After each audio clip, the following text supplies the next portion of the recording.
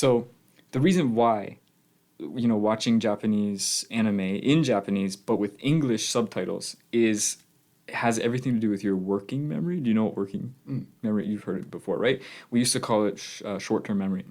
The name was changed because we realized this short-term memory has more to do with processing the information that is coming into your mind, right? It's like working. We call it working memory. Yeah, it processes all that complex stimuli that you're taking in. So that would include the words you're listening to, the words you're reading, the, I don't know, images that you're seeing on the screen, right? So your brain is processing all that in your working memory. And then your working memory decides, like, is this important? Should I keep this? Should I move it into long term? Or should I not? And usually how your working memory decides that is through repetitions.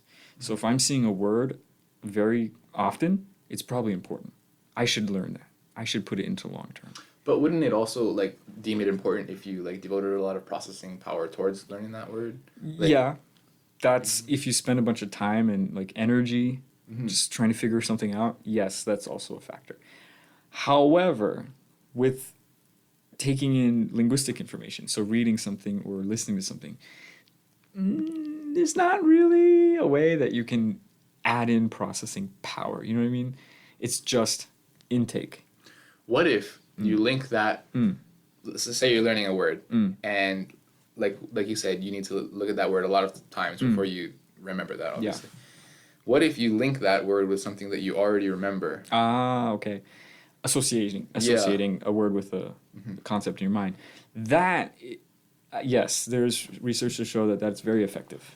You can absolutely do that as a trick to remember something, right? So is it recommended to learn vocab Like that? Yeah. Yeah, you could, and some people do that. What you want to really focus on is like getting a mental image, and then you can associate that somehow with a word.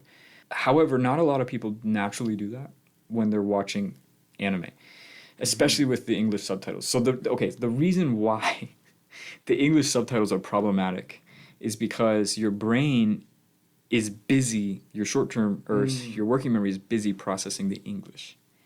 So anything else, it's going to ignore or it's going to prioritize less, right?